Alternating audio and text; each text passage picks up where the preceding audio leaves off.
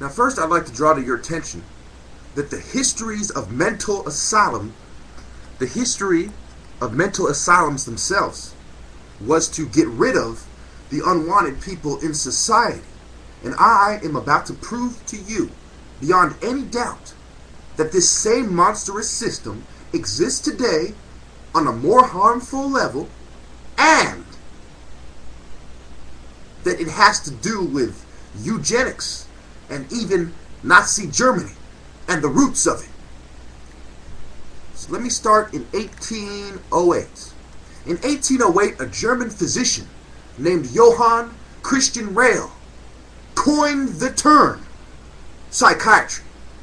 Later on, Francis Galton, Charles Darwin's cousin, would coin the term eugenics.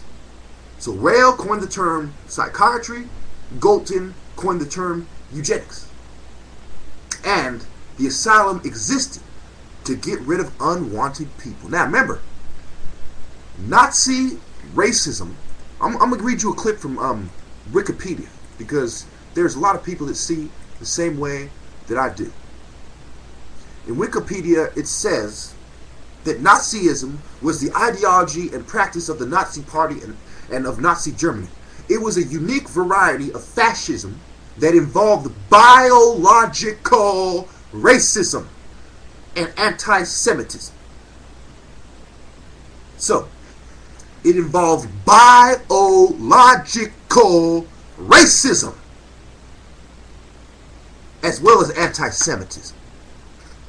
Now, those of you who have heard my argument about Nazi Germany have heard over and over again me pointing out the Jews were not just the victims, they are also the aggressors and the Judases in many cases. Countless Jews told on each other. Countless Jews played the role of overseer in the concentration camp. Countless Jews actually benefited from World War II, and then would go on to throw themselves in the pack and say, oh, we were victims too, when they sided with the scum who had brought it upon anyway. So, psychiatry starts in Germany. It comes to America. We have people like Margaret Sanger, Francis Galton, people like this. They come out and say, not only should these mental people be thrown in asylums, they go one step further. They say these people should be gotten rid of. Remember, it's the same idea.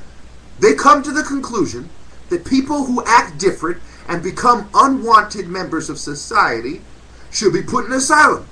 All they did was go one step further and say they should be thrown in the fucking fire, when it is the sinners who should have been thrown in the fire. And history would later prove that it was the sinners, the eugenics, the scums who believed in this harmful form of psychiatry that were on the wrong side of history, not the so-called unwanted people of society.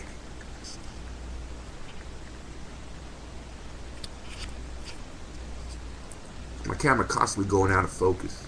Okay.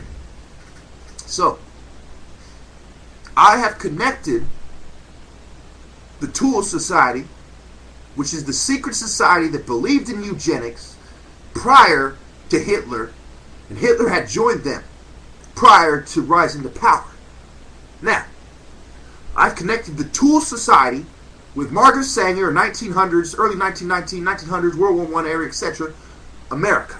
So, the term comes from these secret societies in Germany. The idea comes there. It goes back to America. Just happens to be white people that have German in them pushing the idea. So it comes back to America. Then what happens? It goes back to Nazi Germany during World War II. Then what happens? It comes back to America, Germany, and the world. The New World Order brings this Nazi, eugenic, satanic idea based on the DSM, not any book of science. The same people that would cry out on the top of their lungs, where are the sources, are using an invalid source to perform Nazi science in America. And you think we haven't done it before? Where did the bombs come from? Operation Paperclip. Werner von Braun, Nazi scientists coming to America. Operation Paperclip. They're put together. Nazi science, eugenics, Nazi Germany. They meet, they come together, they evolve into the New World Order's policies. So I would go as far as